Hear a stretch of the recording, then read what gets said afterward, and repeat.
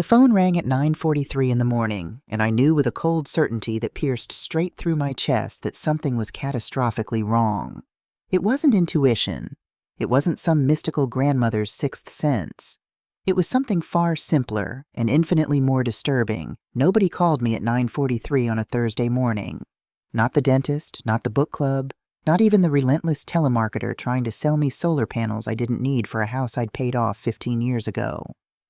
When I heard the voice on the other end, polite professional, but carrying an undercurrent of tension that made my throat tighten, I gripped the kitchen counter. "Mrs. Morrison, this is Daniel Foster from First National Bank." A pause. "I need you to come to our downtown branch immediately. Please don't call anyone. Just come now."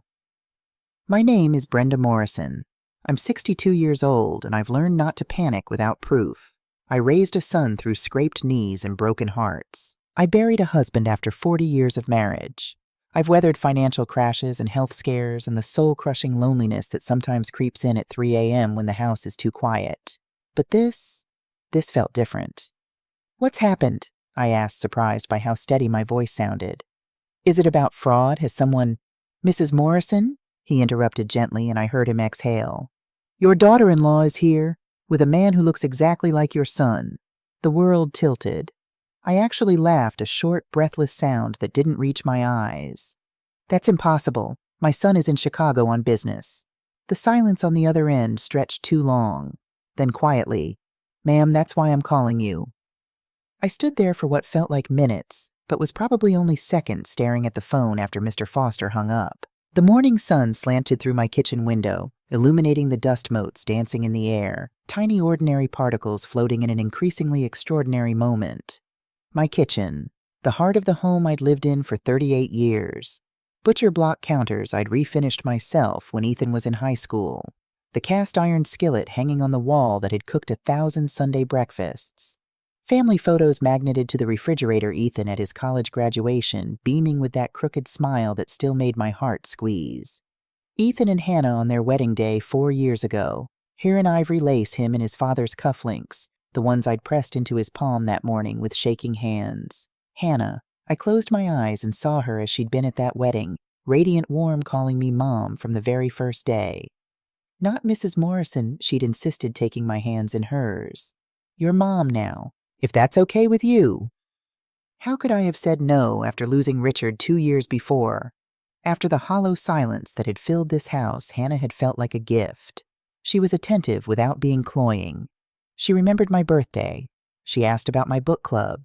She sent me articles about gardening and texted me photos of sunset she thought I'd enjoy. "Mom, you don't have to do that," she'd say when I offered to help with dinner or babysit their future children. "Just being here is enough. Just being here is enough." Those words echoed differently now. I thought about the last 4 years, how seamlessly Hannah had woven herself into our family, how she'd offered so helpfully, so sweetly to organize my financial documents when I mentioned feeling overwhelmed by paperwork after Richard died. "You've been through so much," she'd said, her eyes soft with concern. "Let me help lighten the load. Ethan and I can handle the boring stuff, bills, accounts, all of it. You just focus on healing." And I had let her. God help me, I'd been grateful. She'd asked for my passport to put it somewhere safe.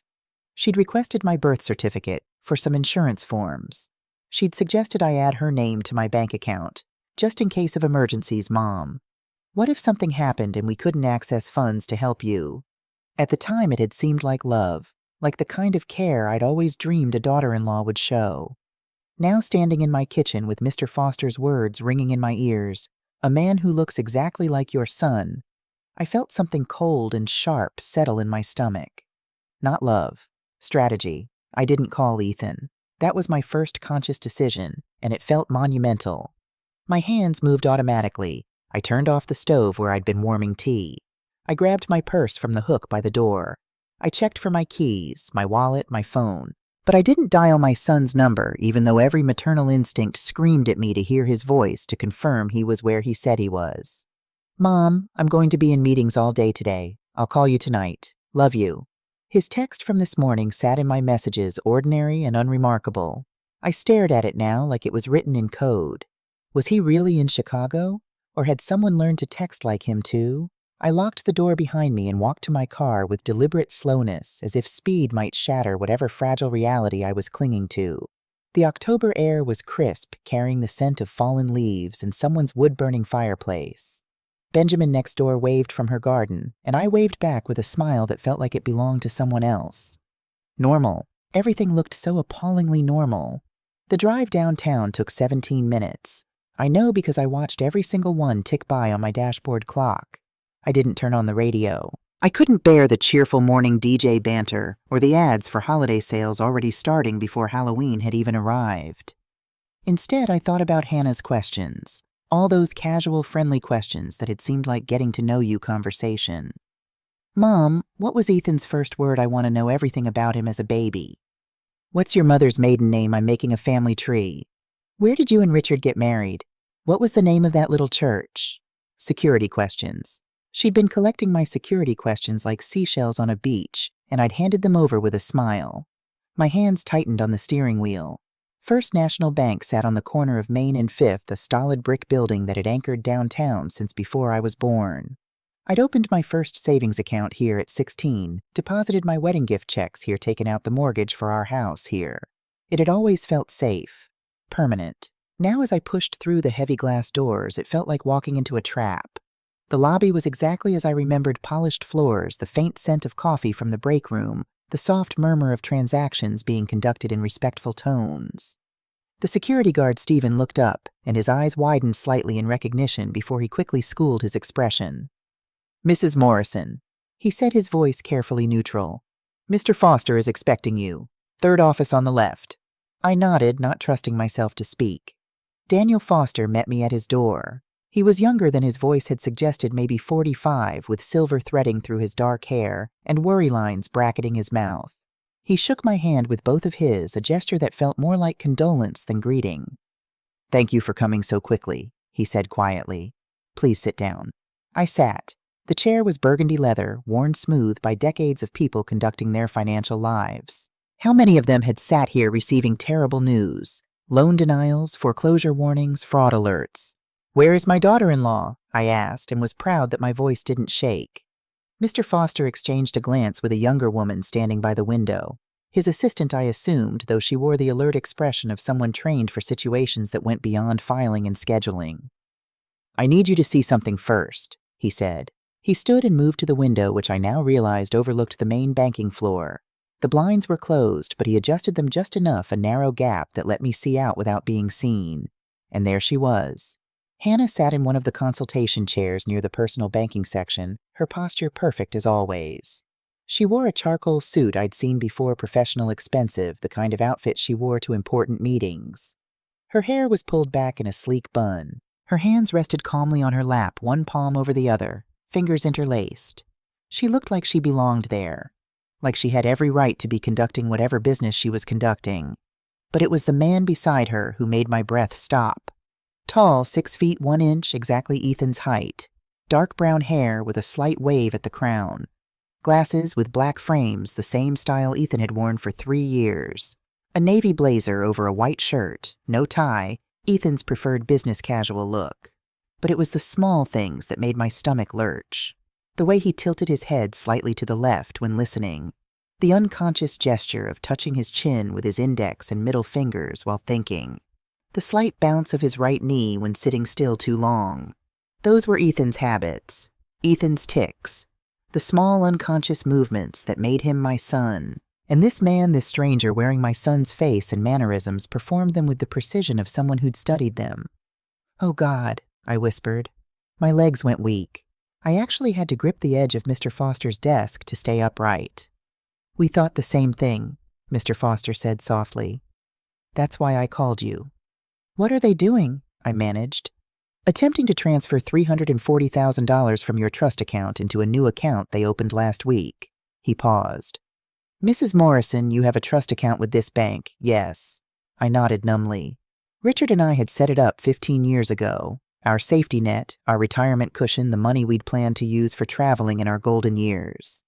After he died, I'd left it untouched. It felt too precious, too connected to him to spend frivolously. Did you authorize this transfer? No. Did you give permission for anyone to access this account?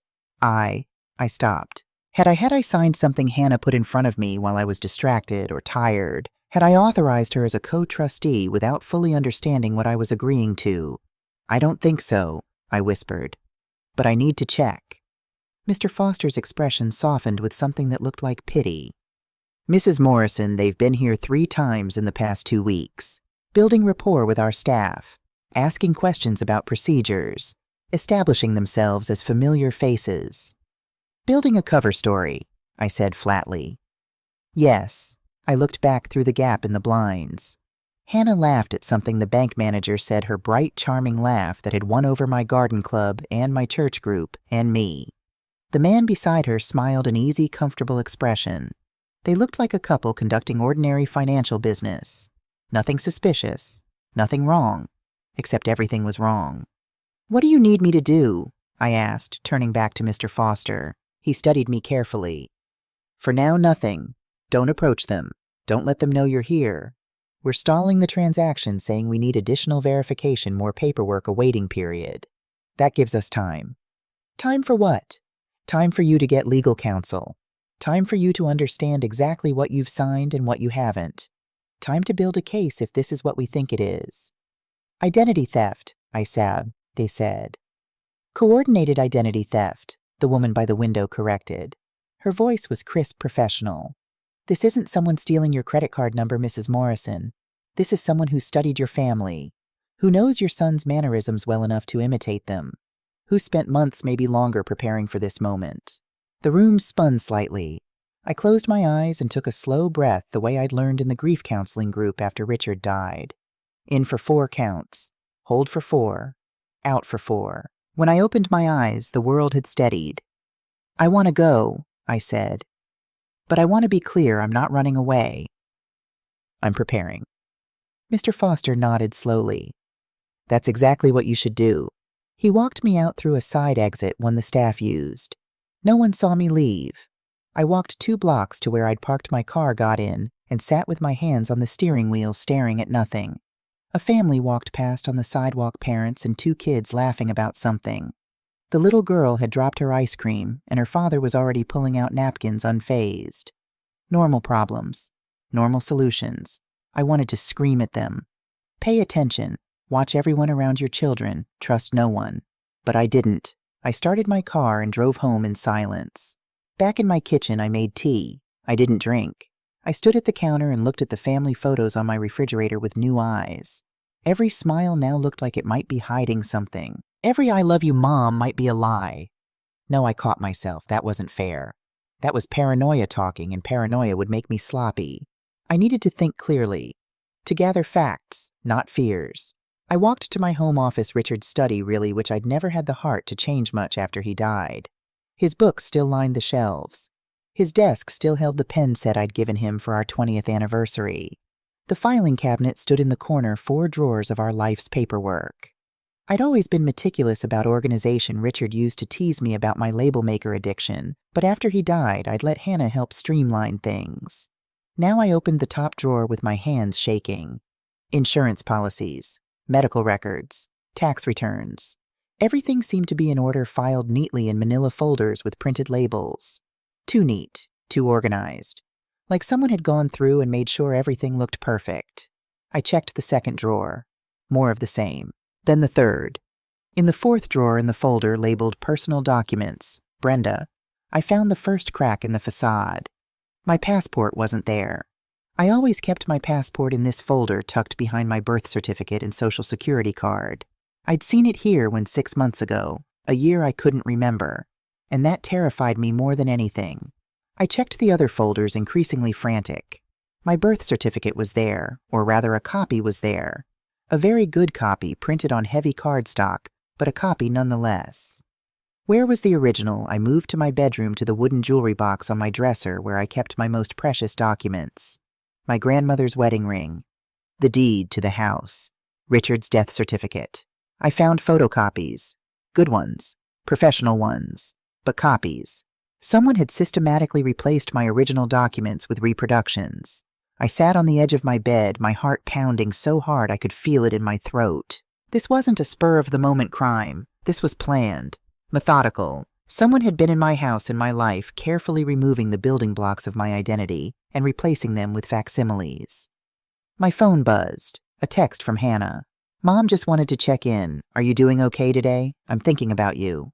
I stared at the message at the heart emoji that suddenly looked less like affection and more like mockery. My thumbs hovered over the keyboard. Every instinct screamed to confront her, to demand answers, to let loose the rage building in my chest. But I remembered Mr. Foster's words. "Don't let them know you're here." I typed back. "I'm fine, sweetheart. Thank you for checking." "How's your day?" The response came immediately. "Busy running errands. But I'll call you later. Love you." "Love you too," I typed and felt like I was choking. I called Lucy Patterson without thinking about whether it was a good idea.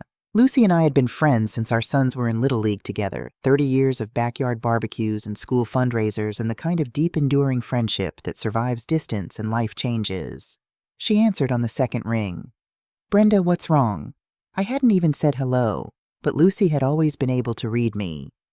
"Can you come over?" I asked. I need help." "I'm on my way."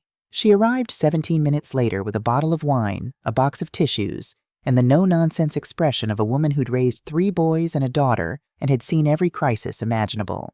I told her everything.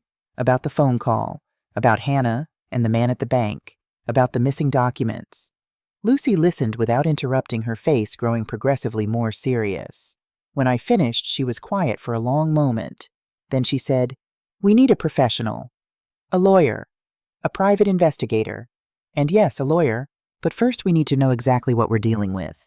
She pulled out her phone and started typing. "I know someone, used to be FBI, specializes in financial crimes and identity theft.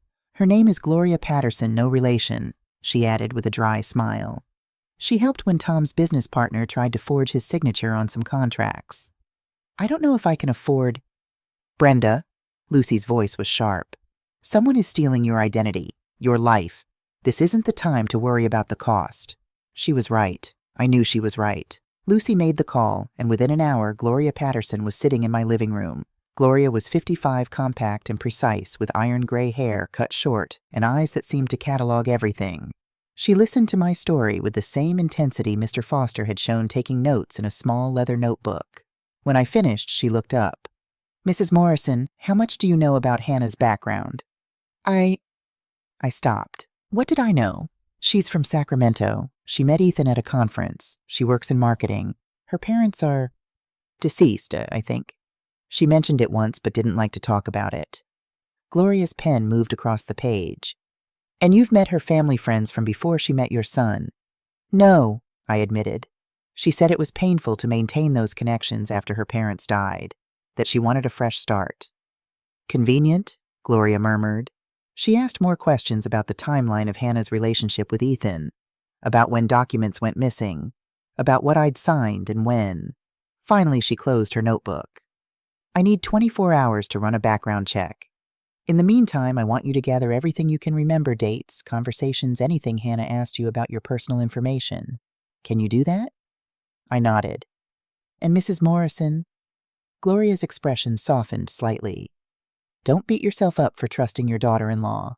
That's what these people count on, that we want to believe the best of family. It's not a weakness. It's human." After Gloria left, I sat down with a notebook, not Richard's leather journal or anything sentimental, just a plain spiral notebook from the kitchen junk drawer, and started writing. January 2022. Hannah asks about my mother's maiden name. Says she's making a family tree. March 2022. Hannah offers to organize my filing cabinet. I say yes. June 2022, Hannah asks for my passport to put it somewhere safe. September 2022, Hannah suggests adding her name to my bank account for emergencies. Page after page, I documented the slow, careful process of someone gaining access to my life. And with each entry, I felt something shift inside me. Fear was giving way to anger, and anger I was discovering was far more useful. That night, Hannah called. I almost didn't answer. My hand hovered over the phone, watching it ring, watching her name flash on the screen with the photo I'd taken of her at last Christmas, laughing, wearing the scarf I'd knitted her, looking like the daughter I'd never had. On the 4th ring, I answered. "Hi, sweetheart," I said. My voice sounded almost normal. Mom, how was your day? Quiet. I did some organizing. How about you? Oh, errands. Boring adult stuff. A pause. Hey, actually, I wanted to ask you something. Ethan and I have been thinking about our financial planning, and we were wondering if you'd ever considered setting up a power of attorney, just in case anything happened and we needed to make decisions on your behalf. My grip on the phone tightened. What kind of decisions? Oh, nothing scary, just like if you were in the hospital and couldn't sign paperwork or access accounts or whatever. It would just make everything smoother. I see. I kept my voice light, curious. That's thoughtful of you to think about. So would you be open to it? I can send you some forms to look over. Here was the test. The moment where I could either show my hand or keep playing the role of the trusting mother. You know, Hannah, that's something I'd want to discuss with Ethan too. When does he get back from Chicago? A fraction of a pause, barely noticeable. But there. Sunday, I think his schedule has been crazy. Sunday, I repeated. I thought he said Friday. Oh, did he? God, I can't keep track anymore. He might have said Friday. Work has been so hectic for both of us. I understand. I injected warmth into my voice. Why don't we all have dinner when he's back? We can talk about it then. I'd love to see you both. That sounds perfect, Mom. I'll check with him and we'll set something up. Wonderful. I love you, sweetheart. Love you too.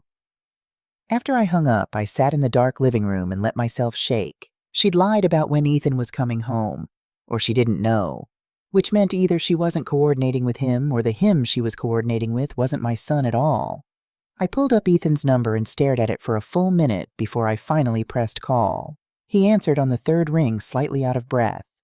Mom, hey, is everything okay? Everything's fine, honey. I just wanted to hear your voice. How's Chicago? Cold and boring? He laughed. I'm actually just getting back to my hotel. Had dinner with some clients. Very exciting talk about quarterly projections. Poor baby. When do you fly home? Friday afternoon. Why did you need something? Friday. Not Sunday. No, I just couldn't remember. Have you talked to Hannah today? Just texted. She said she was going to call you. Did she? She did. She's sweet. She really is. His voice warmed with obvious affection. I'm lucky, Mom. We both are. I closed my eyes. Yes, we are. We chatted for a few more minutes about nothing important, and the whole time my heart was breaking. My son loved his wife, trusted her completely, had no idea that while he was in Chicago talking about quarterly projections, she was planning to steal from his mother, planning something worse. Mom, Ethan's voice pulled me back. You sure you're okay? You sound weird. Just tired, honey. I'm going to bed soon. Okay, get some rest. Love you. Love you too, Ethan. So much. After I hung up, I allowed myself 5 minutes. 5 minutes to sit in Richard's old armchair and feel the full weight of what was happening. Then I stood up, wiped my eyes, and opened my laptop. If Hannah had lied about Ethan's schedule, she didn't know I'd just verified it, which meant she felt secure, confident. She believed I was still the grieving widow who signed papers without reading them and trusted family without question. That was her mistake. I pulled up the notebook and added a new entry, October 26th. Hannah lies about Ethan's return date. Asks about power of attorney. Then I wrote one more line. She thinks I'm weak. She's wrong. I couldn't sleep. At 11 p.m., I was still sitting at the kitchen table with cold tea and a mind that wouldn't stop racing. So I did what I'd always done when I couldn't sleep. I cleaned. I started in the living room, dusting shelves I'd dusted 3 days ago. But my hands needed something to do, and my mind needed the meditative rhythm of familiar tasks. I was wiping down the bookshelf when I found it. Tucked behind a row of Richard's old medical textbooks books I never touched because I couldn't bear to donate them yet was a small USB drive. It wasn't mine. It didn't belong to Richard, which meant someone had hidden it here somewhere I was unlikely to look. My hands were shaking as I pulled out my laptop and plugged it in. The drive was labeled EM, Practice Files. EM, Ethan Morrison. I clicked on the folder. Inside were hundreds of files. Photos of Ethan at different ages from childhood through last year. Videos of him speaking at his college graduation at our family Christmas 2 years ago at his and Hannah's wedding. Audio files of his voice isolated and clear. And documents. So many documents. Scans of his signature from different periods of his life. Comparison charts showing the evolution of his handwriting. Notes on his speech patterns, his mannerisms, his habitual phrases. Subject tends to say actually when correcting himself. Touches face when thinking. Avoids eye contact when emotional. It was a dossier, a training manual for becoming Ethan Morrison. I scrolled through file after file, my horror mounting. Someone had studied my son with the intensity of a doctoral dissertation, had cataloged his every gesture, every verbal tic, every unconscious habit. And at the bottom of the folder was a video file labeled simply Derek, Final Test. I clicked it with fingers that didn't feel like my own. The video showed the man I'd seen at the bank, but this time he was in a bare room with fluorescent lighting standing in front of someone holding a camera. A woman's voice, Hannah's voice, came from off-screen. "Okay, from the top. You're meeting Brenda for lunch. How do you greet her?" The man cleared his throat and smiled Ethan's crooked smile, the one that crinkled his eyes just so. "Hey, Mom." His voice was perfect. The tone, the cadence, the slight rasp on the M sound that Ethan had. "Good. Now she asks about your job. What do you say?" "Oh, you know, same old corporate nonsense. Sometimes I think about what Dad would say about the bureaucracy we deal with now." I gasped. That was exactly what Ethan said, word for word. "Perfect," Hannah's voice praised. "Now the harder one. She's upset. She's crying. What do you do?" The man's expression shifted immediately. Concern loved the particular blend of wanting to fix it and not knowing how that Ethan always showed when confronted with tears. He stepped forward, arms slightly extended. "Mom, hey, it's okay. I'm here. Whatever it is, we'll figure it out together." The video ended. I sat frozen, staring at the blank screen. They'd trained him, rehearsed him, turned him into a replica of my son so perfect that even I had to look twice to see the difference. This wasn't ordinary fraud. This was something far more sinister. They weren't just stealing my money, they were stealing my son. I copied everything on the USB drive to my laptop. Then I put the drive back exactly where I'd found it, wiped my fingerprints off the case with my shirt, and made sure the books were arranged precisely as they had been. Then I sat at my kitchen table and let myself feel it all.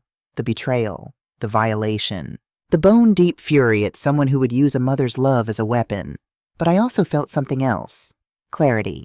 For 4 years I'd been so grateful for Hannah, so happy that Ethan had found someone who seemed to care about me, who included me, who called me Mom.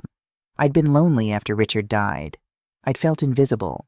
And Hannah had seen that weakness and exploited it with surgical precision. But here's what she didn't understand. I wasn't weak. I was grieving. There's a difference. Weak women don't raise sons alone when their husbands work 80-hour weeks at the hospital. Weak women don't navigate the medical system when that same husband is dying of the cancer he'd spent his life trying to cure in others. Weak women don't rebuild their lives at 60 years old and learn to be alone without being lonely. I'd been soft, trusting, open to love. That wasn't weakness. That was courage. And now I was going to show them what that courage looked like when it turned to steel. I opened my notebook and wrote, "They've been planning this for at least 4 years. They have a trained impersonator. They've stolen my documents. They've mapped my family's entire life. But they made 3 mistakes. 1, they underestimated me. 2, they thought love made me blind. 3, they forgot that mothers know their children better than anyone else in the world." I looked at the clock. 11:47 p.m. In 12 hours, Gloria would call with her findings. Mr. Foster would continue stalling at the bank. Hannah would continue playing the loving daughter-in-law, oblivious to the fact that I'd found her training manual. I had time. Not much, but enough. Enough to plan. Enough to prepare. Enough to make sure that when this house of cards fell, I wouldn't be buried underneath it. I made one more cup of tea, actually drank this one, and sat in the dark kitchen of the home I'd lived in for 38 years. The house was silent, except for the familiar sounds, the hum of the refrigerator, the tick of Richard's grandfather clock in the hallway, the soft creak of old wood settling. My house, my life, my identity. And I was going to fight for it, not with screaming or accusations or emotional confrontations that would give them time to cover their tracks, but with patience, with precision, with the kind of quiet, determined strength that comes from knowing exactly who you are and refusing to let anyone erase that. I thought about Ethan sleeping soundly in his Chicago hotel room, unaware that his wife was planning to rob his mother, unaware that a stranger was learning to wear his face. My son would be devastated. The truth would break his heart. But I would be there to help him pick up the pieces, because that's what mothers do. I opened my laptop one more time and composed an email to Gloria Patterson. Gloria, I found something tonight. A USB drive with training materials for the impersonator. I've copied everything and returned it to its hiding place. I'm attaching the files. I'm ready to do whatever needs to be done. Not for revenge, for protection. Please call me as soon as you've reviewed these materials. Brenda Morrison. I hit send and closed my laptop. Tomorrow, the real work would begin. Tonight, I allowed myself to sit in my quiet house and remember who I was before grief softened me. Before loneliness made me grateful for scraps of affection. Before I learned to make myself small so others could feel big. I remembered Brenda Morrison at 25, fierce and unafraid. I remembered her at 40, fighting hospital administrators to get Richard the care he needed.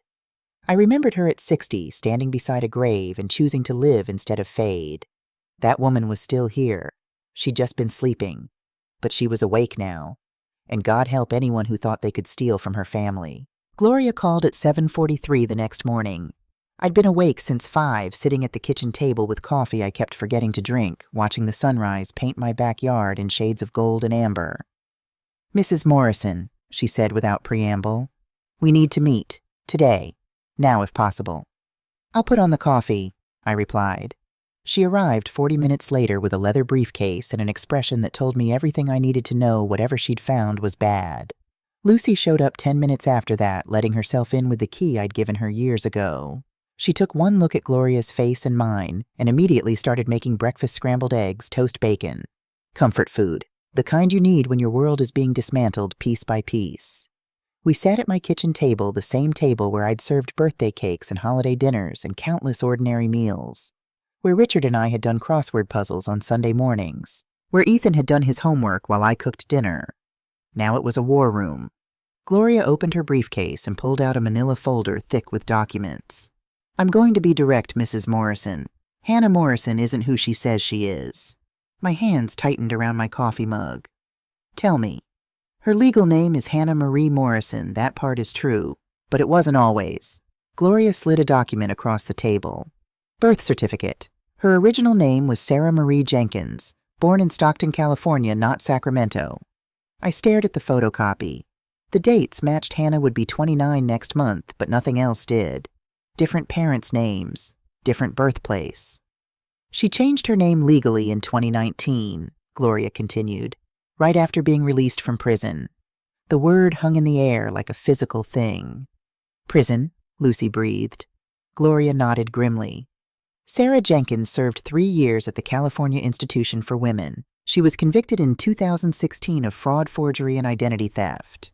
She posed as a financial advisor, gained the trust of elderly clients, and systematically drained their accounts. The prosecution alleged she stole over $2 million from 17 victims. I couldn't speak, couldn't process. The woman who called me mom, who'd held my hand at Richard's grave, who'd cried happy tears at her wedding to my son. There's more, Gloria said quietly. Sarah didn't work alone. Court documents reference an unnamed accomplice who helped her forge signatures and create false identification. This person was never caught, never charged. The prosecution believed they had evidence of this accomplice's existence, but Sarah refused to identify them. She took a plea deal that reduced her sentence in exchange for victim restitution, but she never gave up her partner. The man at the bank, I said, my voice hollow. The one pretending to be Ethan, that's her accomplice. Most likely. I'm working on identifying him, but so far he's a ghost. No DMV records match his face, no social media presence. He's been very careful. Lucy leaned forward. How did she meet Ethan? Was that planned too? Gloria flipped through more pages. I'm still piecing that together, but here's what I know. In 2019, shortly after her release and name change, Hannah Sarah moved to Seattle. She got a job at a marketing firm. Clean record, fresh start, new identity. In 2020, she attended a digital marketing conference where your son was a speaker. I remembered. Ethan had been so excited about that conference. It was his first time presenting at a major industry event. He'd called me afterward breathless with adrenaline. Mom, it went so well. And I met someone. Her name is Hannah. Was it chance? I asked. Or did she target him specifically? I don't know yet, Gloria admitted. But given her history and the level of planning we're seeing now, I lean toward the latter. She may have researched attendees beforehand, identified targets. Your son was a good mark, successful, recently promoted from a comfortable family background. And she hesitated. And his mother was a widow with assets, I finished. I understand. Go on. Gloria slid another document across. This one was a bank statement. This is from an account in Grand Cayman. It's registered to a shell corporation called Clearwater Holdings, LLC. I can't prove it yet, but the timeline of deposits suggests this is where Sarah's been moving money. The numbers made my head spin. Deposits going back 3 years, ranging from $10,000 to $75,000, appearing every few months. Where is this money coming from? Lucy asked. That's what I'm trying to determine. Some might be from her legitimate job, but not amounts this large. My working theory is that she's been running smaller cons on the side, maybe targeting people through her marketing work, building capital for a bigger operation. Me, I said. I'm the bigger operation. Yes. The eggs Lucy had made were getting cold on the plate in front of me, but I couldn't imagine eating. What about Ethan? Does he know? Based on everything I've found, your son appears to be completely unaware. His financial records are clean. His communications show no indication of involvement. Gloria's expression softened slightly. He's a victim in this too, Mrs. Morrison. She deceived him just as thoroughly as she deceived you. Somehow that made it worse. The idea that Hannah had looked my son in the eyes, said I love you, walked down an aisle to him, and all the while had been planning to destroy his family. There's one more thing, Gloria said. She pulled out a photograph clearly taken from surveillance footage. It showed Hannah meeting with a man in his 50s, distinguished looking, wearing an expensive suit. They were sitting at an outdoor cafe, leaning close in conversation. Who is that? I asked. Lawrence Webb. He's an attorney in Chicago. Chicago, where Ethan was right now. What kind of attorney? Lucy asked. The expensive kind. He specializes in estate planning, trust management, asset protection. He's also been investigated twice by the Illinois Bar Association for ethics violations, though nothing was ever proven. The complaints involved clients who felt pressured into signing documents they didn't fully understand. The room seemed to tilt. You think he's advising her, helping her plan this? I think he might be more than an advisor, Gloria said carefully. I think he might be the original accomplice, the one who helped Sarah back in 2016 and was never caught. Lucy stood up abruptly, pacing to the window. Jesus Christ, this is organized crime. This isn't just some woman stealing from her mother-in-law. This is a network. Yes, Gloria agreed, which is why we need to involve law enforcement. I have contacts at the FBI's Financial Crimes Division. With what we have, there's training materials on that USB drive, the bank's documentation, the pattern of identity theft. We can build a case. No, I said. Both women turned to stare at me. Not yet, I clarified, my mind racing. If we bring in the FBI now, Hannah will know. She'll run, and we don't have hard evidence connecting her to Lawrence Webb or proving that she's the one who created those training materials. Right now it's circumstantial. She could claim she knew nothing about the USB drive, that the man at the bank was acting without her knowledge. Mrs. Morrison, Gloria said carefully, I understand wanting solid evidence, but we're talking about criminals who've successfully evaded prosecution before. They're dangerous. They're confident, I countered. Confidence makes people careless. Hannah thinks I'm a grieving widow who signs whatever she puts in front of me. She thinks she's won already. Let her keep thinking that. Lucy came back to the table, studying my face. What are you planning, Brenda? I looked at both of them, these women who'd dropped everything to help me, who believed me when they could have thought I was being paranoid or foolish. I'm planning to give them exactly what they want, I said, or rather to make them think I am. We're going to set a trap. Over the next 2 hours, we planned. Gloria would continue investigating, building the case in the background. She'd identify the imposter, the man I now knew was probably named Derek, based on the training video. She'd trace the money trails, document everything, prepare evidence that would stand up in court. Lucy would be my witness, my anchor. She'd be present for key conversations, provide alibis, make sure I wasn't alone when things went down. And I would be the bait. It has to be believable, Gloria warned. If you suddenly become suspicious or difficult, they'll sense something's wrong. I won't be suspicious, I said. I'll be exactly what I've always been, a mother who loves her son and trusts her family. At noon, I called Hannah. Mom, hi. Her voice was bright, cheerful. My stomach turned. Hi, sweetheart. Listen, I've been thinking about what you said yesterday, about the power of attorney. A pause. I could almost hear her mind sharpening, focusing. Oh, yes. You were right. It's smart to have those things in place. I don't like thinking about it, but if something happened and I couldn't make decisions, I'd want you and Ethan to be able to help me. Mom, that's so mature of you. Was that relief in her voice? Excitement. A lot of people avoid this conversation. Well, I'm trying to be practical. Richard always said I needed to be more practical. The lie came easily. Richard had never said that, but Hannah wouldn't know. That's wonderful. I can email you some forms, or actually, would you want me to come over? We could go through them together and I can explain everything. That would be lovely. I'm free this afternoon if you are. Say 3 o'clock, 4 hours. She was that eager. Perfect. I'll make tea. After I hung up, Gloria nodded approvingly. Good. Natural. Now here's what I need you to do. She spent the next hour coaching me. What to say, what to ask, how to react. She set up a recording device, small, subtle, hidden in a decorative bowl on my coffee table. Washington is a 2-party consent state for recordings, she explained. But if you can get her to say certain things, especially about accessing your accounts or forging documents, it creates probable cause for further investigation. We're not trying to entrap her. We're just letting her reveal herself. Lucy made lunch neither of us ate. My stomach was twisted in knots, adrenaline making everything feel sharp and surreal. At 2:30, Gloria left through the back door. She'd be parked down the street, monitoring the audio feed through her laptop. At 2:45, Lucy hugged me tight. You can do this. Remember, you're Brenda Morrison. You've survived worse than one con artist with a pretty smile. Have I? I asked. You buried your husband. You raised a good man. You've lived through things that would break other people. This is just Tuesday. I loved her for that. At 2:58, Hannah's silver Audi pulled into my driveway. Hannah looked perfect as always. Camel-colored cashmere sweater, dark jeans, ankle boots. Her hair was down in soft waves. She carried a leather portfolio and wore the pearl earrings I'd given her last Christmas. She kissed my cheek when I opened the door. Her perfume was the same one she always wore, something floral and expensive. Mom, you look great, she said warmly. Have you been getting more sleep? A bit.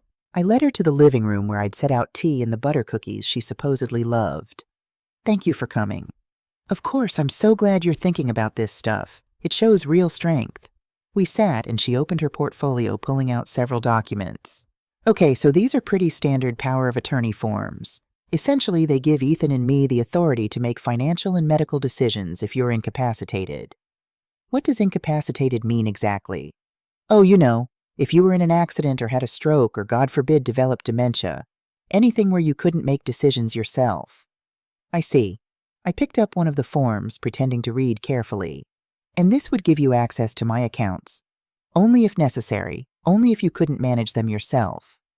But you'd be able to transfer money, pay bills. Well, yes, that's the point. So you wouldn't have to worry about anything. I set the paper down and looked at her directly. Hannah, can I ask you something? Her smile didn't waver. Of course, Mom. Anything. Why now? I mean, I'm only 62. I'm healthy. Why are we rushing to set this up? For just a fraction of a second, something flickered in her eyes. Calculation irritation. But it was gone so fast I almost thought I'd imagined it. We're not rushing, she said gently. It's just, well, these things take time to set up properly. And Richard's death. She reached over and touched my hand. It made Ethan and me realize how quickly things can change. We just want to make sure you're protected. Protected, I repeated. Exactly. I picked up my teacup, buying myself a moment. The recording device was capturing all of this. Gloria had said to let Hannah talk, to ask questions that would make her reveal her real intentions. What about the house? I asked. If something happened to me, what would happen to the house? Well, that depends on your will. Do you have an updated will? I think so. Richard and I made one years ago. You should probably update it, Hannah said. A lot has changed since then. Ethan's married now. There might be grandchildren someday. She smiled warmly. You'll want to make sure everything's distributed the way you want. How should I distribute it? That's completely up to you, Mom. But most people want to make sure their kids are taken care of. Maybe split things evenly or set up trusts for grandchildren. What about you? I asked softly. Should I include you? Hannah's eyes widened, and for a moment I saw something genuine there, surprise, maybe even shame. But then her mask was back. Mom, that's so sweet. But this is your family's inheritance. I married into it. I don't expect, but your family now, I interrupted. You've been so good to me, so helpful. I want to make sure you're taken care of too. She looked down at her hands. When she looked back up, her eyes were shiny with tears, real tears or practiced ones. That means so much to me, she whispered. You don't know how much. Maybe I was imagining it, but there seemed to be weight behind those words, a complexity I hadn't expected. Then let's do it right, I said. Let's make sure all the paperwork is in order. I'll sign whatever needs signing. Hannah brightened immediately. Really? That's wonderful, Mom. Here, let me show you where. But I interrupted gently. I want to wait until Ethan gets home. I want us all to sit down together, as a family. The brightness dimmed slightly. Oh, of course, that makes sense. He comes back Friday, right? Yes, Friday afternoon. Perfect. Why don't we plan for Saturday? We can have a nice brunch, go through everything together. Ethan should be part of this conversation anyway. I could see her weighing it. 2 more days.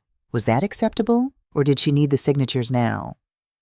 Saturday works, she finally said. That's actually better.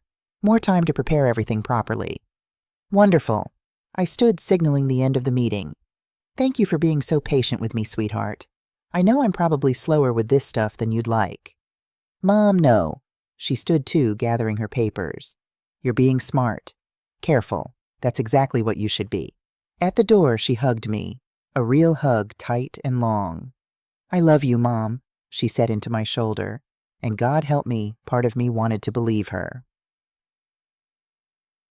3600 to 4000. Gloria's analysis. Gloria was back in my kitchen within minutes of Hannah's departure, Lucy right behind her. Did you get it? I asked. Every word. Gloria was already pulling up the audio on her laptop. Let's listen. We sat through the recording twice. Gloria made notes highlighting key phrases. She's careful, Gloria observed.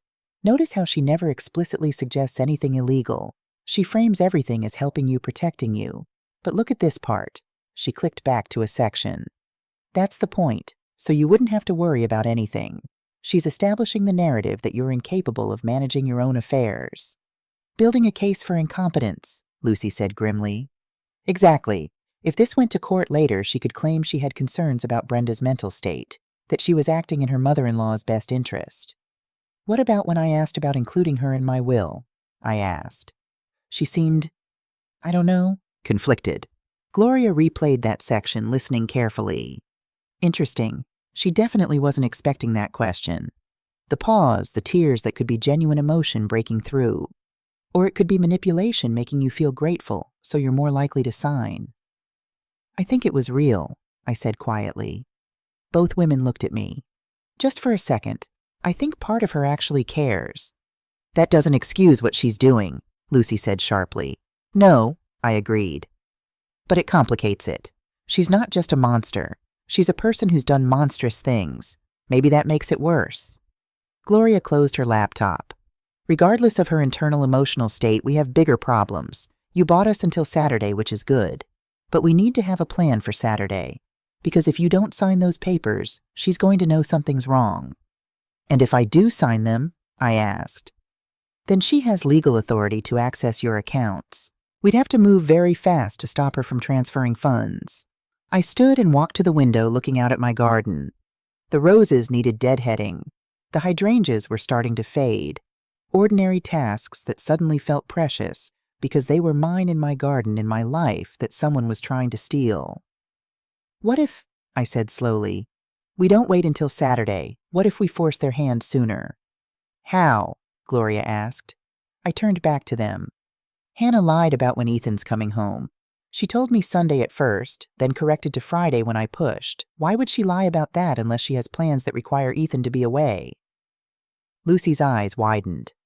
The bank. She's planning another attempt at the bank. Before Saturday, I agreed. Probably tomorrow or Friday morning, while Ethan's still in Chicago and can't contradict whatever story she's telling. Gloria was already pulling out her phone. I need to contact Mr. Foster. We need surveillance at the bank tomorrow. Wait, I said. What if we do more than surveil? What if we participate? Both women stared at me. Participate how? Gloria asked carefully. Hannah thinks I'm on board now, compliant, ready to sign. What if I call her tonight, say I've been thinking about it and I want to go ahead with some smaller transfers just to make things easier to show I trust her? That's risky, Gloria warned. Everything about this is risky. But if we can get her to actually attempt a transfer while we're watching with me as a witness saying I didn't authorize it, that's not circumstantial. That's attempted fraud in real time. Lucy shook her head. Brenda, they have that impersonator. What if they bring him? Then we expose him too. I was surprised by how calm I felt, how clear. Gloria, you said you're close to identifying him. I have a lead, a Derek Lawson, formerly an actor in Los Angeles. He disappeared from social media 3 years ago, right around the time Sarah Jenkins was released from prison. His headshots match the man in the training video. Then let's find him. Let's know everything about him before Saturday. And let's make sure that when Hannah makes her move, we're ready. That night, after Gloria left to pursue her investigation and Lucy went home to her own family, I sat in the dark living room with my phone in my hand. I needed to call Ethan, not to warn him, not yet, but to hear his voice, to remember why I was doing this. He answered on the second ring, sounding tired. Hey, Mom, everything okay? Just wanted to check in. How was your day? Long. These clients are demanding, and I'm starting to think this trip was a waste of time. He sighed. I miss home. I miss Hannah. I miss your cooking, honestly. Hotel food is terrible. You'll be back Friday, I said. Can't come soon enough. Hey, Hannah mentioned you guys talked about the power of attorney stuff. My heart clenched. She'd already told him, already spinning the narrative. Yes. She was very helpful. She said you want to wait until I'm home to go through everything, which I appreciate. I should be part of that conversation. He paused. Mom, I know this stuff is probably uncomfortable, thinking about worst-case scenarios and everything, but I'm really proud of you for being proactive. Your father would have wanted me to be smart about these things. He would. Ethan's voice softened. I miss him, especially at times like this. He always knew what to do. So do you, honey. You're so much like him. I hope so. A pause. Mom, you'd tell me if something was wrong, right? You seem, I don't know, different lately. My breath caught. Even through a phone line across 1,000 miles, my son could sense something. I'm fine, I said. Just thinking about the future, about what I want my legacy to be. Your legacy is already pretty great. You raised me, didn't you? I smiled despite everything. Yes, I did, and that's my greatest achievement. We talked for a few more minutes about nothing important, his flight home, whether he needed me to pick him up from the airport, he didn't. Hannah would get him what he wanted for dinner when he got back. Normal conversation, normal mother and son, except nothing was normal anymore. After we hung up, I sat in the silence and let myself cry, not from fear or anger, but from grief. Grief for the innocence my son was about to lose. Grief for the family dinners that would never be comfortable again. Grief for Hannah, the version of Hannah I'd thought I knew who maybe had never existed at all. But grief I'd learned doesn't mean helplessness. Richard used to say that tears were just water. They didn't weaken the foundation. They just showed that the foundation had been tested. I cried until I was empty. Then I washed my face, made myself dinner, and opened my laptop to review everything Gloria had sent me. Knowledge was power, and I was going to know everything. At 11 p.m., my phone buzzed with a text from Gloria. Found something. Can I call? I dialed her immediately. Mrs. Morrison, she said, and her voice was tight with controlled excitement. I've identified Derek Lawson, and I've found something that changes everything.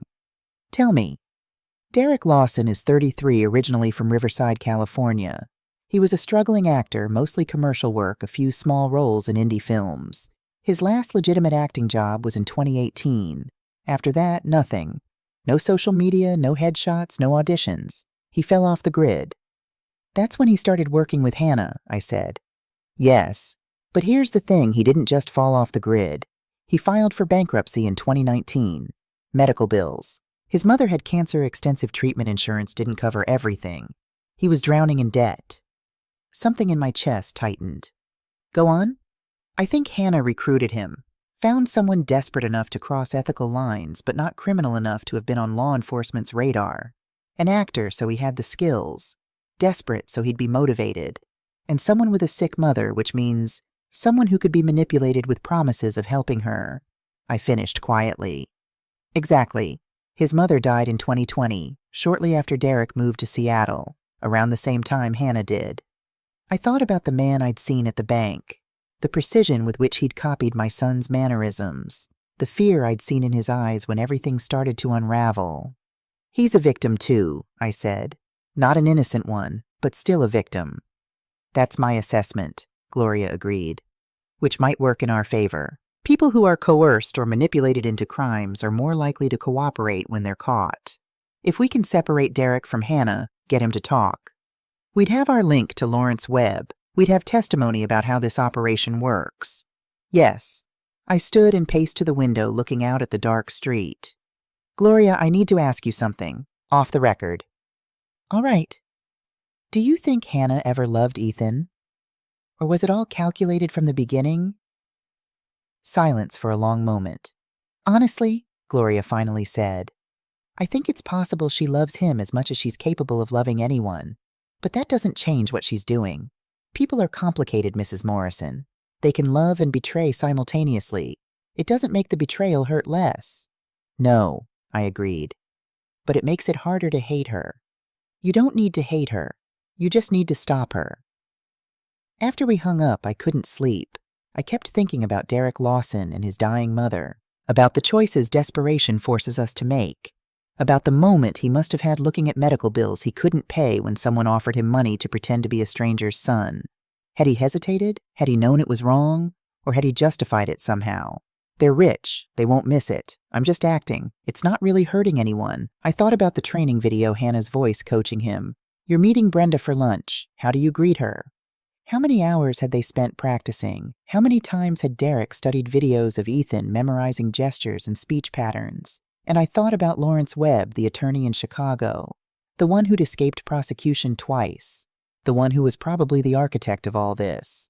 Hannah might have the charm and the acting skills, but Webb had the legal expertise. He'd know exactly how to structure accounts to hide money. He'd know which documents to forge and which to acquire legitimately. He'd know how to walk the line between aggressive advocacy and criminal conspiracy. He was the brain. Hannah was the face. Derek was the tool. And I was supposed to be the mark. But I had advantages they didn't know about. I had Gloria, whose FBI training meant she knew how these operations worked. I had Lucy, who'd stand beside me no matter what. I had Mr. Foster at the bank, who'd been suspicious from the start. And I had something else I had nothing left to lose except my self-respect. They'd miscalculated. They'd thought grief had made me weak. That age had made me timid. That desperation for family would make me blind. They were wrong on all counts. Friday morning dawned cold and clear. I woke at 5:30, made coffee, and called Mr. Foster at the bank before it opened. Mrs. Morrison, he answered on the first ring. I was going to call you this morning. Your daughter-in-law requested an appointment for this afternoon. 2 p.m. Is she bringing someone? She said her husband would be accompanying her, that he'd flown back early from his trip. My pulse quickened. It's not her husband. It's an impersonator, and I can prove it. Tell me what you need. We planned for 30 minutes. Mr. Foster would set up video surveillance in the meeting room, not just the standard security cameras, but ones that would capture clear audio. He'd have Gloria present as a new account manager. Her background meant she'd know what questions to ask, what documentation to request. And I would be there, hidden watching from the same room where Mr. Foster had first shown me Hannah and Derek. Are you sure you want to watch this? He asked gently. It won't be easy. I've done harder things, I replied. At 9 a.m., Ethan called. Mom, change of plans. I'm flying back this morning. My last meeting got canceled, so I figured why wait? My heart stopped. When do you land? Noon. Hannah's picking me up. We'll probably be home by 1:30. 1:30. Half an hour before Hannah was supposed to be at the bank with fake Ethan. That's wonderful, honey, I said, my mind racing. I can't wait to see you. Love you, Mom. See you soon. I called Gloria immediately. Ethan's coming home early. Real Ethan. He'll be here at 1:30. And fake Ethan is supposed to be at the bank at 2. Gloria was quiet for a moment. Brenda, this is it. This is when it all comes apart. What do? We let it play out. Hannah doesn't know Ethan changed his flight. She'll have to choose cancel the bank appointment, which makes her look suspicious, or go ahead with it and hope she can keep Ethan away from the bank somehow. What if she panics? What if she runs? Then we've still won. She's exposed even if we can't prosecute. But I don't think she'll run. She's too confident. She'll think she can manage it. And Derek, he's the weak link. When he realizes real Ethan is in town, he'll know the operation is blown. That's when we approach him, separately from Hannah. Offer him a deal. What kind of deal? Immunity in exchange for testimony against Hannah and Lawrence Webb. The FBI will want Webb more than they want Derek. If we can get Derek to flip, we take down the whole operation, I finished. At noon, I drove to the bank. Lucy wanted to come, but I asked her to stay at my house. If Ethan stops by, I need you to keep him there. Don't let him leave. Make any excuse you need help moving furniture, you want him to try a new recipe, anything. Just keep him away from downtown until I call you. You're sure about this? No, I admitted. But I'm doing it anyway. The meeting room at First National Bank had a false panel in the wall, not exactly a one-way mirror, but close enough. From inside the adjacent office, I could see into the consultation room where Hannah and Derek would sit. Gloria was there dressed in a sharp navy suit, looking every inch the professional banker. Mr. Foster made introductions. Mrs. Patterson here is our new senior account manager. She'll be handling high-value transfers going forward. I wanted her to meet with you and your family personally. At 1:58, Hannah arrived. She wore a cream-colored dress, pearl earrings, her hair in a sleek ponytail. Professional but warm. The perfect daughter-in-law. Derek was with her wearing the navy blazer and white shirt I'd seen before. He looked nervous, his right knee bouncing, his hand touching his chin. They sat down across from Gloria, and Mr. Foster and Hannah smiled brightly. Thank you so much for meeting with us on short notice. Mom, Mrs. Morrison, is getting more comfortable with updating her financial arrangements, and we wanted to move forward while she's feeling good about it. Of course, Gloria said smoothly. Where is Mrs. Morrison today? Oh, she wasn't feeling well this morning. Nothing serious, just a bit tired, but she's given us authorization to handle this. I see. And you've brought the authorization documents. Hannah pulled papers from her leather bag. Right here. Power of attorney signed and notarized. I watched Gloria examine the documents carefully. Too carefully. Taking her time. Hannah's smile stayed fixed, but her fingers tightened on her purse. These look in order, Gloria finally said. But for a transfer of this size, we'll need to verify with Mrs. Morrison directly. Bank policy for accounts over $100,000. Oh, Hannah's smile flickered. I didn't realize. Can we call her? That would be fine. Or we could reschedule when she's feeling better. No. Let's call her now. Gloria pulled out her phone and dialed. I could hear it ringing from where I stood. After 4 rings, it went to voicemail. Gloria said. Not answering. Shall we try again? She's probably sleeping, Hannah said quickly. She mentioned she was going to take a nap. I understand, but I'm sure you understand our position. We can't authorize a transfer of $340,000 without direct confirmation from the account holder. Derek shifted in his seat. His knee was bouncing faster now. What if... Hannah said, her voice still sweet but with an edge. Now, what if Ethan spoke with her? He can verify everything. Certainly. Mr. Morrison, would you mind calling your mother? Derek pulled out his phone. I watched his hands shake slightly as he dialed. The phone rang. Once, twice, and then a voice from the doorway. I think you have the wrong number. Everyone turned. Ethan stood in the entrance to the meeting room, slightly out of breath, confusion written across his face. My Ethan. My real son. He looked at Derek. Derek looked back. For one frozen moment, they stared at each other, mirror images, one real, one fake. What the hell is going on? Ethan said. Hannah's face went white. Derek stood abruptly, his chair scraping back. Ethan? Hannah said, her voice remarkably steady given the circumstances. What are you doing here? I caught an early flight. You didn't answer your phone, so I grabbed an Uber. Lucy said you were at the bank. He looked at Derek again, then at Hannah. Hannah, who is this? I can explain. Can you? Ethan's voice was rising. Because from where I'm standing, there's a guy who looks like me sitting here with my wife at my mother's bank, and I'd really like to know why. Mr. Foster stood. Mr. Morrison, perhaps we should speak privately. No. Ethan's voice was sharp. I want answers. Now. The door to the adjacent office opened and I stepped out. Ethan, I said quietly. My son's head whipped toward me. Mom, what, you're here? I'm here.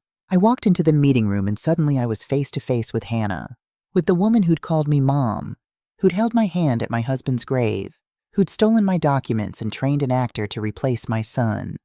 Her eyes met mine, and for the first time since I'd known her, I saw her mask crack.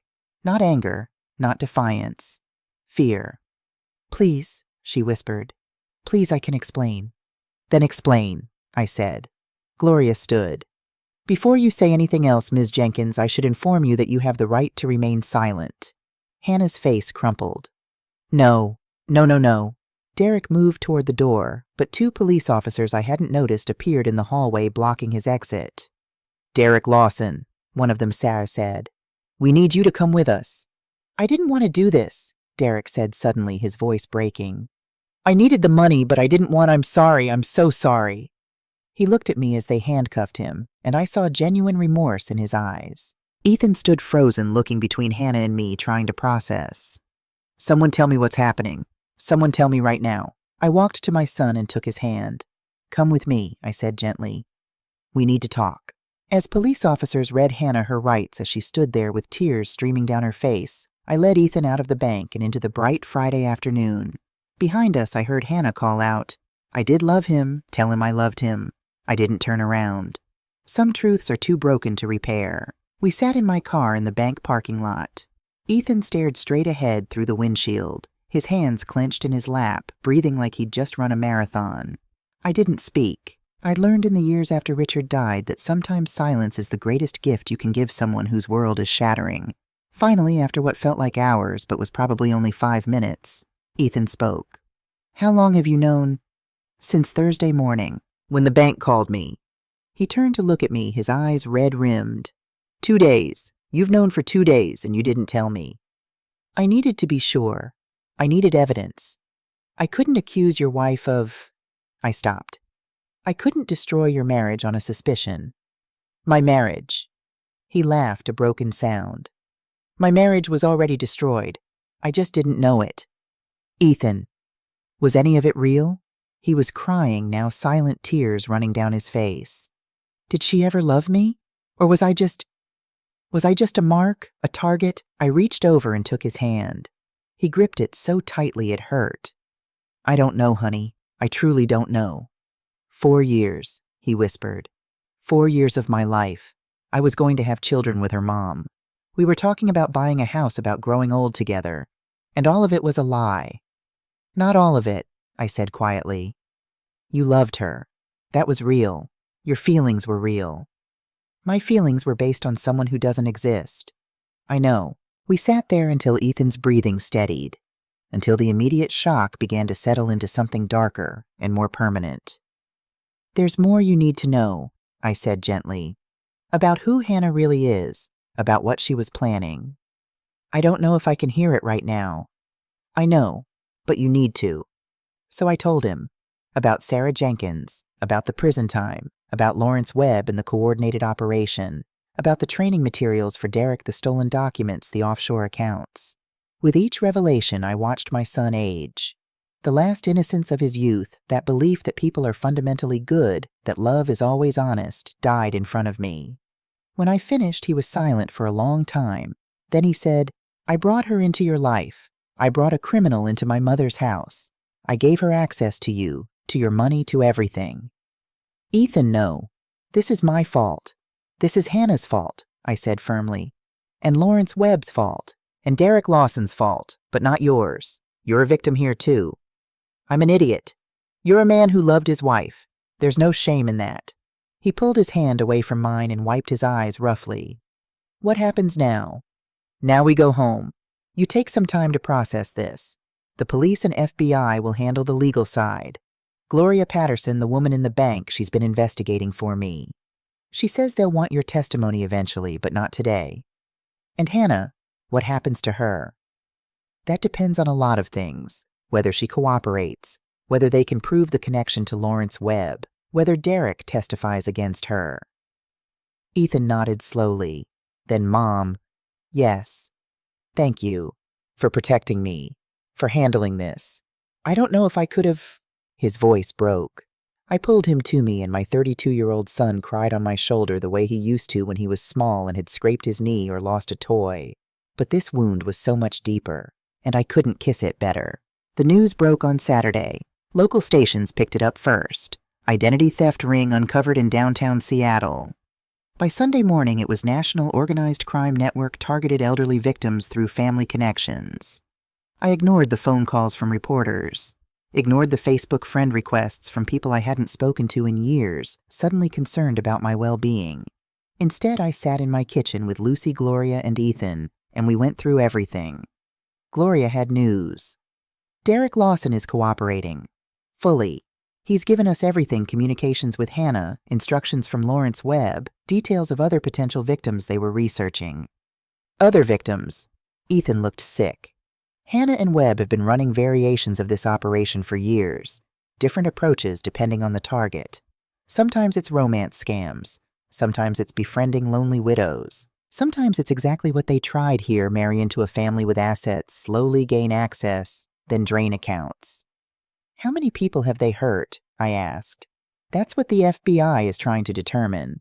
But based on what Derek's told them, there are at least a dozen potential cases going back 6 years. Lucy shook her head. How do people like this sleep at night? They compartmentalize, Gloria said. They tell themselves the victims can afford it, or that they're just taking what they're owed, or that everyone would do the same thing if they had the chance. It's how con artists always rationalize. What about Hannah? Ethan's voice was hollow. What's she saying? Nothing. She lawyered up immediately. Won't answer any questions without her attorney present. Smart, I murmured. Very smart, which makes it harder to prosecute.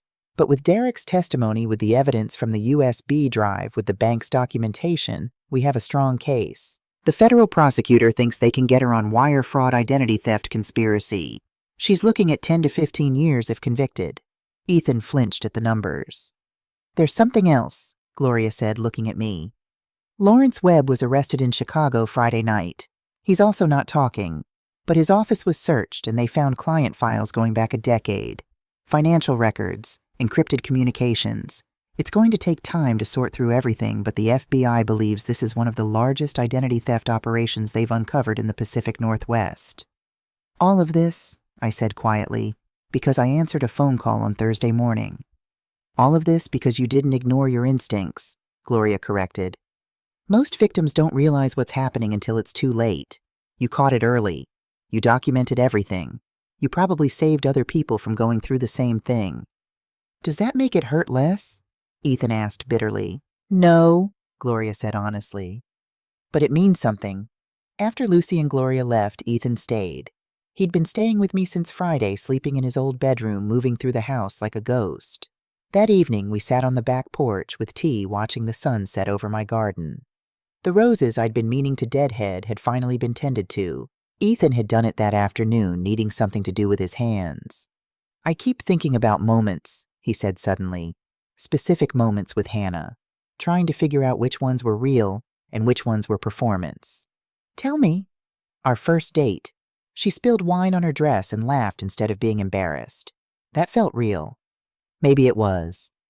Or maybe she knew that men like women who can laugh at themselves. Maybe it was calculated. Maybe, I acknowledged. Or maybe in that moment she was just a nervous woman on a date. People can be both things, Ethan. They can have genuine moments and still be fundamentally dishonest. How do I ever trust anyone again? He asked. How do I date, fall in love, get married? How do I do any of that, knowing people can lie this well? The same way I did after your father died, I said. Carefully, but not so carefully that you stop living. There's a difference between being cautious and being closed off. I don't know if I know that difference anymore. We sat in silence for a while. Then Ethan said, She's asked to see me, through her lawyer, says she wants to explain. Are you going to go? I don't know. Part of me wants answers. wants to understand how someone could do this. But another part of me thinks, what's the point? Any explanation she gives is probably just another lie. That's possible, I agreed. But it's also possible she'll tell you something true, something that helps you make sense of this. Would you go if you were me? I thought about it. About Hannah's face when everything fell apart. About her crying, I did love him. I think I would, I said finally. Not because I believe I'd get the whole truth, but because I'd want to look her in the eye one more time, to show her that she didn't break me, that I'm still here, still standing still myself. Ethan nodded slowly. Maybe I will then. Not yet. But eventually. There's no rush. Take all the time you need. He stood, kissed the top of my head. I'm going to go for a walk. Clear my head.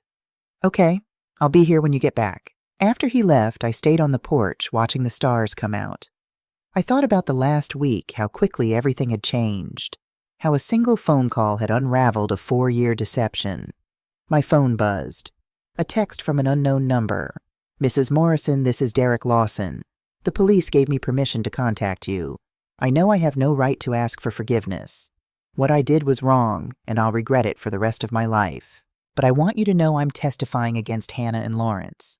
I'm going to make sure they can't do this to anyone else. It doesn't make up for what I did.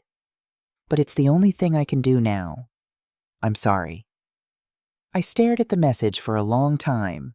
Then I typed back. I hope you find a way to live with yourself, not for my sake, for yours. I didn't know if that was forgiveness. I didn't know if I could forgive someone who'd studied my son like a subject who'd worn his face as a mask. But I knew that carrying hatred would only hurt me, and I'd been hurt enough. Winter came to Seattle with cold rain and early darkness. The trial date was set for March. Hannah remained in custody bail, denied due to flight risk. Lawrence Webb fought extradition from Chicago, but eventually lost. Ethan moved back to his own apartment in November, started therapy, started slowly rebuilding his life. I kept going to my book club, kept tending my garden, kept living, but I also started something new. In December, I opened the Morrison Financial Literacy Center in a small office space downtown. Free workshops for seniors on protecting themselves from fraud, how to spot warning signs, how to maintain control of your finances, when to get legal help. Gloria volunteered to teach some of the classes. Lucy helped with organization. And Ethan, when he was ready, came to share his story to warn others about how sophisticated these operations could be. We had 20 people at our first workshop, 50 at the second. By January, we had a waiting list. One afternoon, a woman in her 70s approached me after a class. Her name was Margaret, and she had tears in her eyes. Thank you, she said, gripping my hands. My son's girlfriend has been asking me to add her to my accounts. She seems nice, but something felt off. After today, I know I can say no. I know I'm not being paranoid or mean. I'm being smart. You are, I told her. And you're being brave. It takes courage to set boundaries with people we care about. You saved me, Susan said. No, I replied. You saved yourself. I just gave you permission to trust your instincts. That night alone in my kitchen, I allowed myself to feel proud. Not of stopping Hannah that had been necessity, not heroism, but of taking my pain and turning it into protection for others. Richard would have been proud too. In February, 2 weeks before the trial, Ethan went to see Hannah. He asked me to come with him. Not into the room he needed to face her alone, but to be there in the building in case he needed me after. We drove to the detention center in silence. The building was gray and institutional, all metal detectors and security checkpoints, and the particular smell of places where people are held against their will. Ethan signed in, was patted down, was led through a series of locked doors. I waited in the visitors area drinking terrible coffee from a vending machine watching the clock. 45 minutes later, he emerged. His face was red and splotchy, but he was walking steadily. Let's go, he said. We got back in the car. He drove, needed to do something with his hands, I think. After 10 minutes, I asked, do you want to talk about it? She apologized, he said. She said she never meant to fall in love with me, that it wasn't part of the plan, but she did, and it complicated everything. Do you believe her? I don't know. Maybe. She cried. Real tears, I think. But I've learned that real tears don't always mean honest words. What else did she say?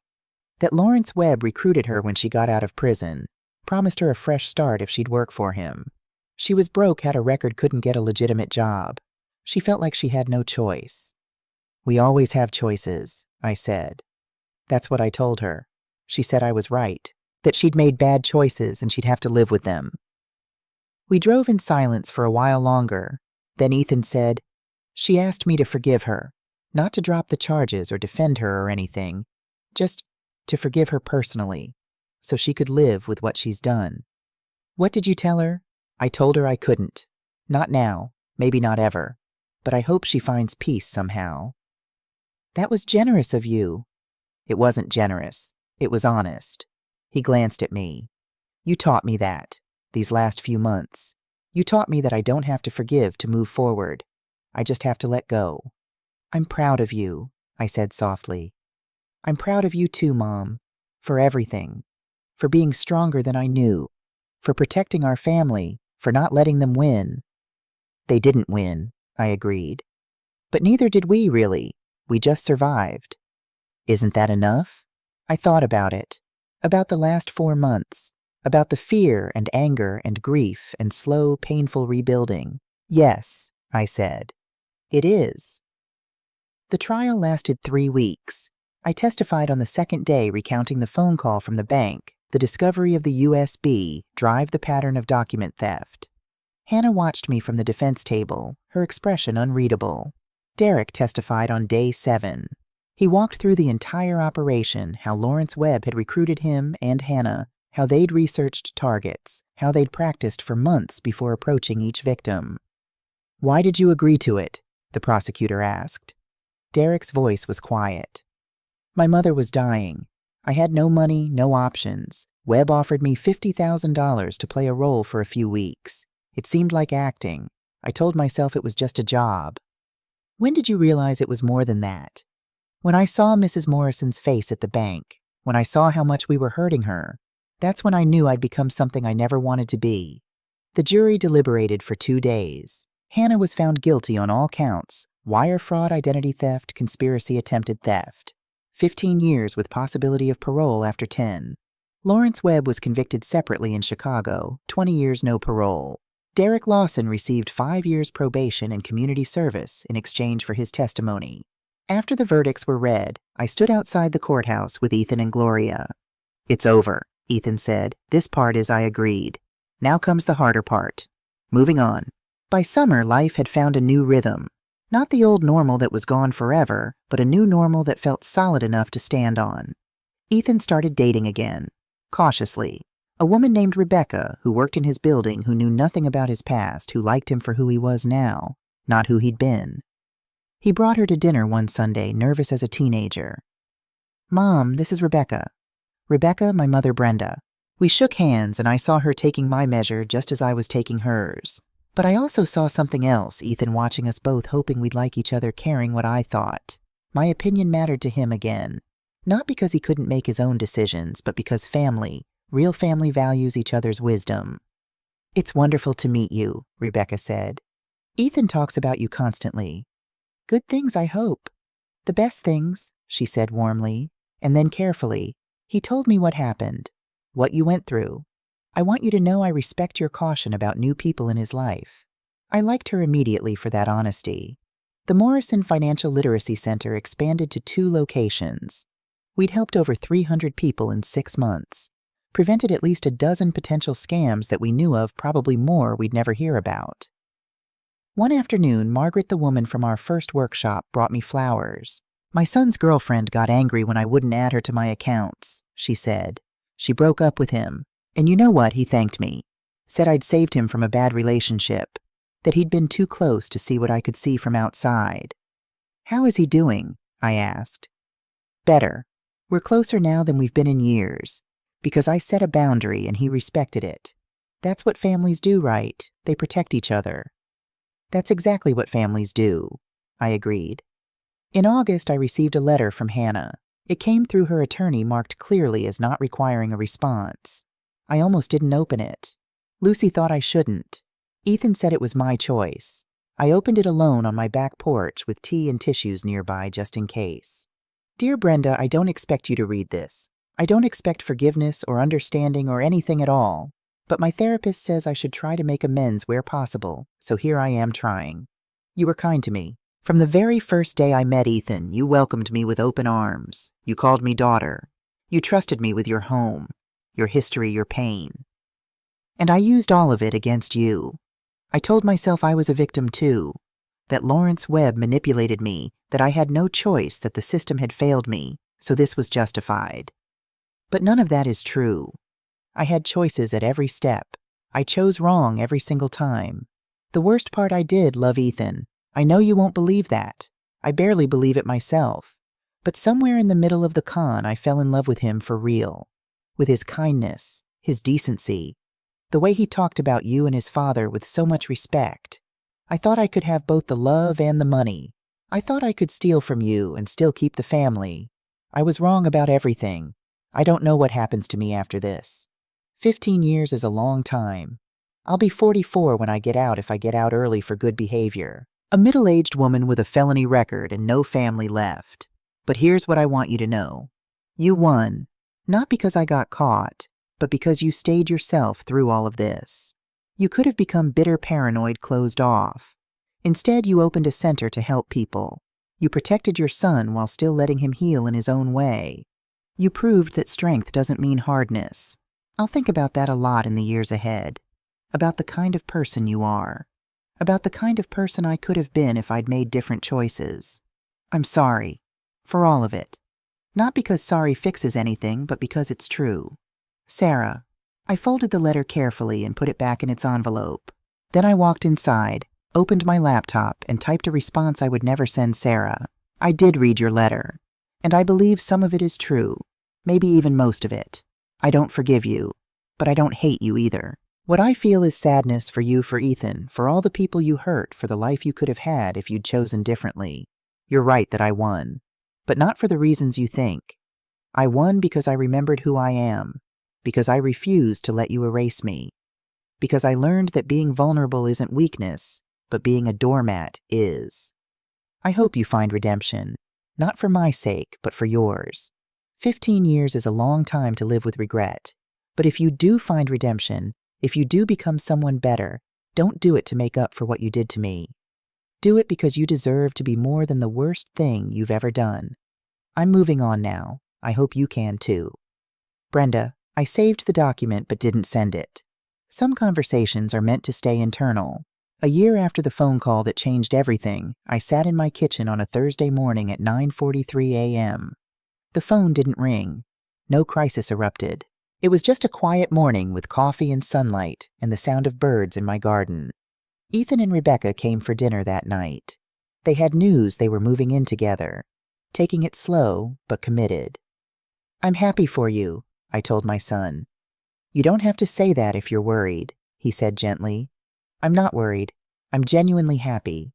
Rebecca is wonderful, and you're different now, stronger, wiser. You'll build something good together. After they left, Lucy came over with wine and gossip about the book club drama I'd missed. You're doing okay, she observed. Really okay, not just pretend okay. I am, I agreed. Most days. What changed? I thought about it. I stopped seeing myself as someone things happen to. I started seeing myself as someone who decides what happens next. It's a small shift, but it changes everything. That's very zen of you, Lucy said dryly. That's very Brenda of me, I corrected. I just forgot for a while. After Richard died, after the loneliness, I forgot that I get to write my own story. And what's the next chapter? I don't know yet, but I get to choose it, and that's everything. If you're listening to this story and you see yourself in it, if you're the widow who's lonely, the mother who's desperate to believe her daughter-in-law really cares, the person who signs things without reading because you trust family, I want you to hear this. Trust is beautiful. Trust is necessary. Trust is what holds families and communities together. But blind trust is dangerous. You are allowed to ask questions. You're allowed to verify.